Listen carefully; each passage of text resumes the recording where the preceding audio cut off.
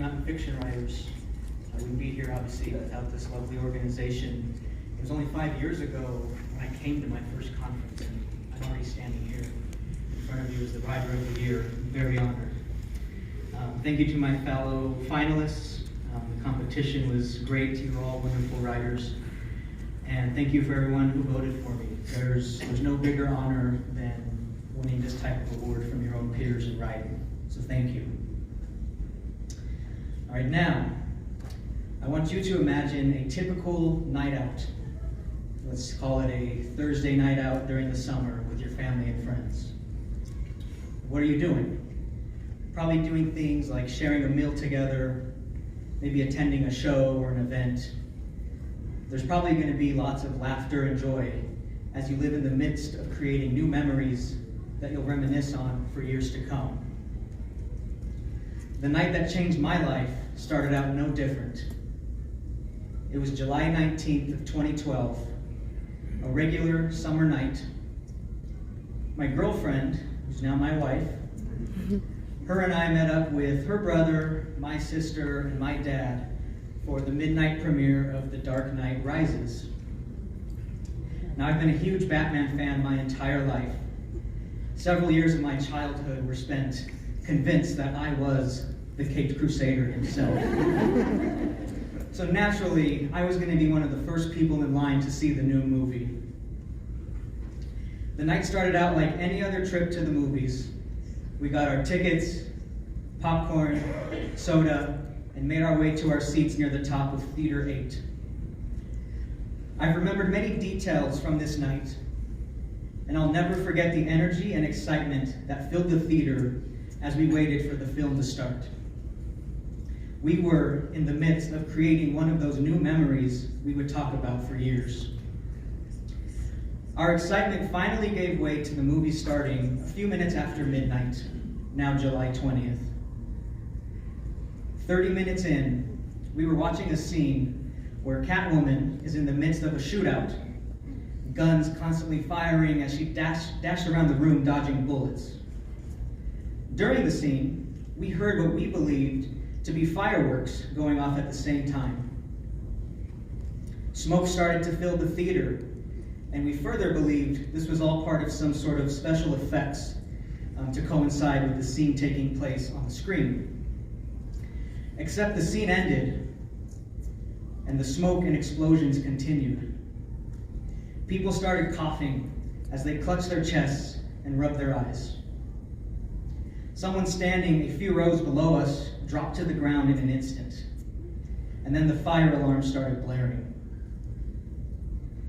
The next 10 minutes were pure chaos and confusion.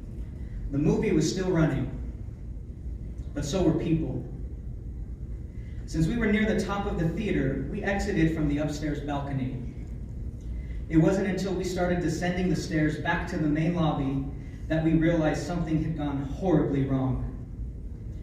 From that bird's eye view, we saw people running around the lobby, drenched in blood, others looking completely shocked and dazed. Then the SWAT team barged into the building and charged past us, guns drawn and ready to fire. I'll never forget exiting the building and seeing a little girl lying in her crying mother's embrace as they leaned against the building.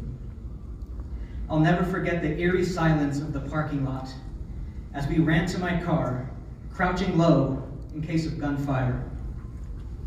And I'll never forget speeding out of the parking lot moments before a second SWAT truck arrived and barricaded the exits.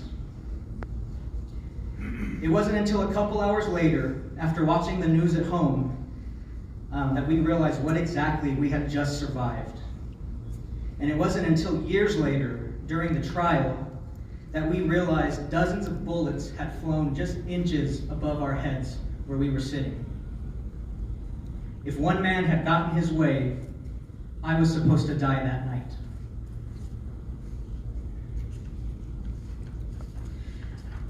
I've never spoken this extensively about this night, and I share this story with you today, not for pity, but to highlight the importance of seizing life. We all know our time on this earth will one day come to an end. but many of us fall into a trap of believing that day will always come much later. Because of this, we put off things in our life until later. The cold truth I learned is that it can all end in a matter of seconds. Like many of you, I've been writing stories since childhood. It was always my dream to be an author and make a living by writing books. This dream was put on hold during my high school and college years and was put on the back burner to pursue later in life. I had a fantastic job at a top-tier company. I had found my dream partner in life. I couldn't ask for anything more, and this pulled me into a comfort zone that pushed my dreams of writing even further out of my plans. Now don't get me wrong, there's nothing wrong with being comfortable in life.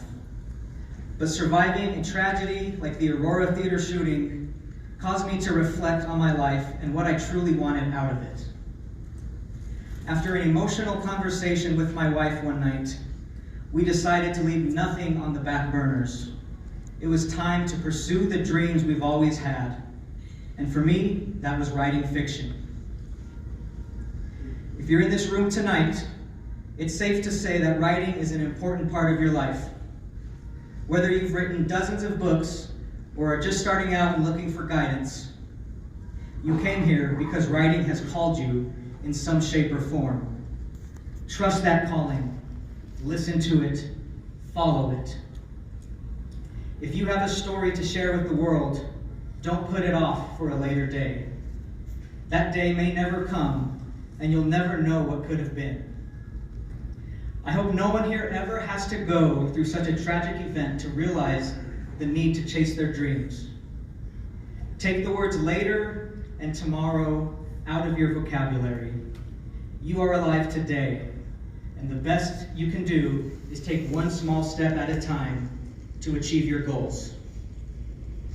Ask yourself, what is it you want from writing? I've never met two authors who have the same goals. Some want to be the next J.K. Rowling. Some want to write books that will change the way people think. Some want to just make a basic living. And some just like to write for the enjoyment of the art. There's no wrong answer to this question, but it is a question you must answer. Use that answer as a compass to guide you in your writing journey. If you're writing strictly for pleasure and an escape, then study the craft and improve on your skills. If you want to make a living from your books, then study the business side of publishing and find the best ways to make that happen for you. All of these tools and resources are at your fingertips this weekend.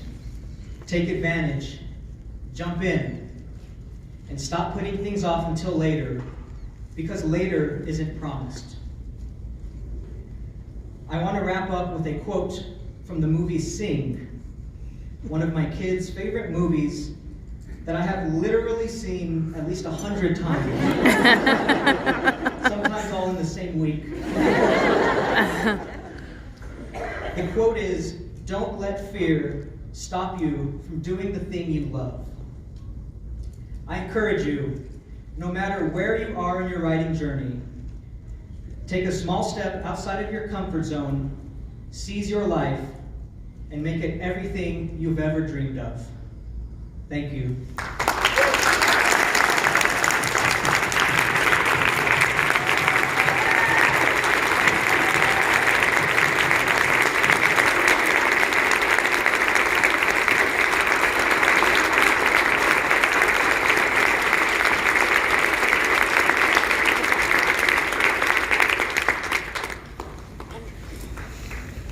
Ha ha.